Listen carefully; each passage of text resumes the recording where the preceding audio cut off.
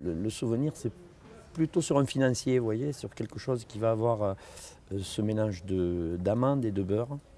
Chaque fois que j'en mange, ça me fait, oui, ça me fait des souvenirs d'enfance. Bah ça, je pense que tout le monde doit en avoir ras-le-bol parce que je dis toujours la même chose, mais c'est le flan. Voilà, le flan de mon enfance, le flan que j'allais acheter chez le boulanger avec ma grand-mère. Je m'en coupais 2 parts à midi, 2 parts au goûter, 2 parts le soir, et puis finalement, à la fin de la journée, le flan pour 10 personnes, il était dans mon estomac. Mais le flan, c'est génial, c'est du lait, des œufs, du sucre et un tout petit peu de farine. C'est en fait les éléments qui composent la pâtisserie. Et je trouve que c'est le produit que tout le monde peut faire chez soi. Et finalement, un très bon flan, c'est très dur à faire et c'est très dur à trouver.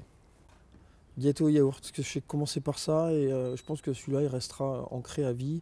Et mon fils de 6 ans sait le faire. Donc je pense que je suis en train de lui faire comprendre que le gâteau au yaourt va faire partie de sa vie. C'est un gâteau qui s'appelait, alors ça paraît banal, mais ça s'appelle la tarte maison. C'est un fond de feuilleté sur lequel on a dressé une pâte à choux. On y a rajouté une espèce de pralin, donc c'est une espèce d'amande effilée avec du sucre et des blancs d'œufs. On pose dessus, cuit au four, ça se caramélise légèrement.